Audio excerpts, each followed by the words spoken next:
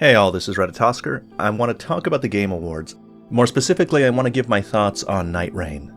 I got really excited last night when I was watching over stream, as anyone that was in that stream can attest to. Before I talk about how the game's actually going to be like, I want to talk about the trailer. Because it was a hell of a combo attack. You prime me with the initial scene, displaying the world of Elden Ring. Then you show the character's speed and the added movement options. You have characters talking in the background, including Margit, indicating that there's lore. And then you drop Nameless King. I didn't notice the Centipede Demon before, so the first time I noticed that bosses from Souls games were here was when Nameless King was on the scene. Of course, from interviews posted after the trailer, we know that Elden Ring Nightreign will happen in its own continuity. The director, who is not Miyazaki this time, said the following. We'd like fans to think of Nightreign as an Elden Ring spin-off first and foremost. The story is completely separate and parallel to the world of Elden Rings. If you had to tie it in some way, we had the events of the Shattering in the original game. After the events of the Shattering, there is a completely separate branch of the Elden Ring story. So basically, the Shattering happens canonically in Nightreign's story, and then from that point, there's a divergence. This is an alternate timeline kind of story. But probably the best way to look at it is like it's Hyrule Warriors. In Hyrule Warriors, different heroes and villains from Zelda games get dragged into a conflict and have to interact with each other. And the interacting is the fun part. There's still a story to enjoy, but it's not relevant to the games that they come from. So the Nameless King being here doesn't really have any implications for Dark Souls' lore, or the Nameless King himself. It was also confirmed that George R. R. Martin had no influence on Nightraign's story or world. And I don't think Miyazaki is involved either. This isn't confirmed anywhere, but I think it's certain. In previous interviews, Miyazaki has talked about how he wants the directors of From Software going forward to have full creative control of their projects, and that they don't need to be bound by his directing style. He's also said that he doesn't like to look at the projects other people are working on because he would want to change things, and that could negatively impact the project since his is not the vision that's trying to be created. He's mentioned several times that games should only have one director. And he has expressed regret at his handling of Dark Souls 2 as a supervisor, feeling that he meddled too much, and that going forward he would step away from the supervisory role and give the directors full creative control so that they could flourish in their new projects. So given that both Martin and Miyazaki are uninvolved, there's probably very little we can do with the lore of Nightreign that we can extrapolate back to Elden Ring. Probably. But there are a couple of situations that I can think of where that wouldn't be the case. So anything that has to do with Souls bosses coming into Elden Ring, yeah, you can probably dismiss all that. However, what if Godwyn appears and we have him as a boss fight? Then can we extrapolate from that the nature of his undeath? Or maybe something simpler. Let's say Radahn speaks. He's also a boss and he talks. Even if it's just a few words. And from his words, we can ascertain his nature. Do we then extrapolate that this is the same nature that Radahn had in the base game of Elden Ring? If Miquella appears for some reason, and from his behavior we can ascertain his values, can we then say that those are the same values held by Miquella in Elden Ring? Maybe. I think in those cases, should they come to pass, it's going to have to be, well, I'll have to look at it. I'll have to look at it. The difference between this and something like Hyrule Warriors is that the world of Hyrule Warriors is new, and it was made by the creators. But we've confirmed that this happens not in a new world, but in the same world with an alternate timeline. Like this Night Lord that's talked about in the trailers, what if he's the Lord of Night that's talked about by the Eternal City dwellers? The Lord of Night that they're waiting for. That would be interesting. And in cases like these, their lore significance for Elden Ring I would not dismiss so readily. I'm prepared to dismiss it, but it's a we'll see kind of situation. Now let's talk about the game itself. What is it? Its description is standalone co-op action survival game. I should probably dispel some misunderstandings that people are having for it here. It's not a live service game. You can play the game solo, which means it probably won't always be online.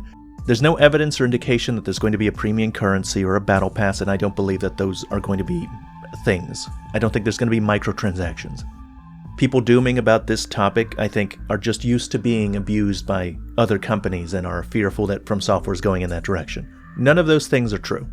It also probably won't be full price. According to PC Gamer, they were told that the price would be comparable to Shadow the Erdtree, but the price wasn't confirmed, so it will probably be between $30 to $40. The gameplay is 3-player co-op. Both you and the enemies engage in combat in the same way.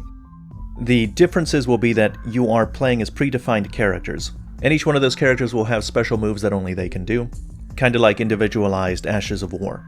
The goal apparently is to survive 3 days. At the end of each day there will be a boss for you to overcome, and on the final day you'll fight the final boss of the area. Before the time runs out and you have to fight the nighttime boss or the final boss of the area, you go around to the environment and collect loot. I don't think that enemies will drop armor. I don't think you can equip armor onto your character because you're preset characters and they have a distinct appearance. And apparently skins are something that you'll be able to earn later. However, enemies will drop different weapons, and apparently also different passive perks that you will use to strengthen your character, with the goal of every run optimizing your build as best you can on the fly. This optimization seems to be part of the appeal so that you're able to be strong enough to deal with the nighttime bosses at the end. It has a battle royale-like system where it has the circle that's enclosing in on you, which serves as your time limit and restricts the places that you can get to if you don't move quickly enough. Now, interestingly, there is a progression. When I heard about this game, I thought there would be just, you go in, you make your build, you kill the boss, and that's it. But no, apparently there's progression in the form of character stories, and you'll get permanent loot from runs.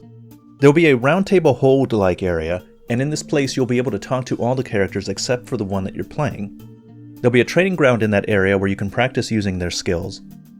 There is a story, and there's apparently narrative progression for each individual characters, and how that exactly is going to work is not clear yet, but it's good enough that it exists. I think that's good enough for now. I'll have more to say when I see more.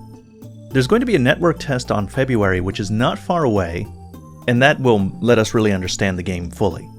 There's also implications on this network test that the game might not be too far off, like this might not be end of the year kind of game. The time span between Elden Ring's network tests and the full release was pretty short after all. It was 4 months, and it was actually planned to be 3 months. So if development has gone well, I wouldn't be surprised if we get it in 3 months or less past the network test. Now there's one specific reason why I'm excited for this game, and it's because co-op in Elden Ring sucks, and it has always sucked. This is something I talk about all the time. The bosses in Elden Ring and Dark Souls are not suited for multiple targets. They can't effectively deal with 2 people. And that's because Elden Ring is not built from the ground up to be co-op. It is a single-player game with co-op functionality attached to the side.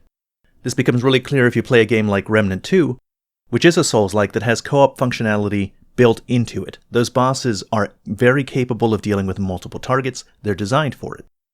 And that seems to be what Nightreign is going for. It's Elden Ring, but finally balanced for co-op. You can see this most clearly by looking at the Cerberus boss in the desert. He has white sweeping chain attacks, able to target all 3 players at once, and at a certain phase in the fight, it turns into 3 separate wolves, each targeting a different player.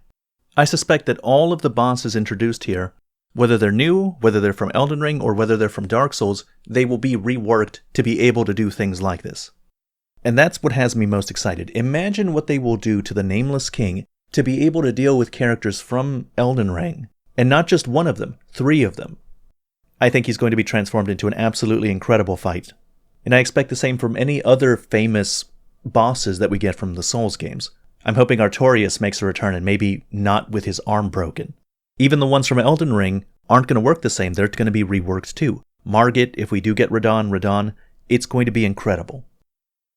Finally, as a last topic, I think I'll address the people that are unhappy with Nightreign. I've seen a number of people either upset about them reusing assets, the very premise of having bosses from Dark Souls appear in Elden Ring, the introduction of battle royale-like mechanics like the circle that, encloses in the space and serves as a time limit. So I'd like to give my opinion on that. First, let me read a quote from the director. "We've always been seen as a company that makes these Souls-likes or this kind of traditional formula of Souls-like games. And so I saw this as an opportunity to do something different, to challenge both myself and the company to build something new, while still using what we've cultivated with our previous titles. Also, personally, I enjoy these co-op multiplayer experiences, and I wanted to make something that was very much focused on that with Nightreign." Okay, so here's my perspective. From Software has literally never failed me. Ever since I became a fan with Demon's Souls, I don't believe they've made a bad game, and even going back before Miyazaki, I've played a lot of their older From Software titles, and they too are really good. Based exclusively on their track record, I have no reason to suspect that Nightreign will be bad. As for the asset reuse, I don't believe that this is almost ever a valid criticism. Every company, and From Software more than anybody, reuses their assets all the time. And if they're not reused, they're repurposed. Not only that, in this circumstance, I want them to reuse the assets because the asset is the Nameless King model. I want to fight an updated Nameless King. I think people are misunderstanding this game. This is like Hyrule Warriors. It makes sense to reuse the assets not just to save time, but to be able to interact with beloved old bosses. Think of the game more like the Subspace Emissary thing from Super Smash Bros. Brawl, and a lot of this will make more sense. I'm also really happy that From Software is tackling something new. They're venturing into genres that they haven't done before, and they're gaining experience doing it. This is not a game directed by Miyazaki. Miyazaki is hard at work at his own project, and there are other projects at work in From Software at the same time. Even better, I'm hoping that the experience that they gain from doing this kind of work translates to make their other games better, as it usually does. An example being Armored Core benefiting from the experience they had gained making Souls games. Their experience balancing co-op here could finally translate into the main Souls games going forward, improving the co-op and maybe integrating it into the game more seamlessly. I also just don't think that battle royales are a bad genre. Like, I don't play them, but in principle I don't turn my nose up at them. This isn't a battle royale, it has some battle royale-like mechanics, but I wouldn't scoff at it even if it was a battle royale. It's kind of funny, I often see criticism of From Software because they make games in their Souls formula so often, but now they take a baby step into new genres and the opposite criticism comes along. In my opinion, people dooming about this are being silly. It was well known, and I covered it, that From Software was going to have a lot of new directors making a lot of different games going forward. I expect yearly releases from Software. That doesn't mean they're not also working on their larger, more important projects. The way I see it, it's like this. You can have the big project from Software every 3 years, let's say, and then get nothing else from them in that time span. Or you can get that same big project from them every 3 years, and also get smaller side projects the other 2 years. That's the situation that I think we find ourselves in. We're getting a lot, and it's all going to be good. Even if this game is a smaller $40 project, I expect it'll still be very good. So personally, I don't see this as an indication of From Software's downfall. That's the end of this video. As always, thank you very much for watching.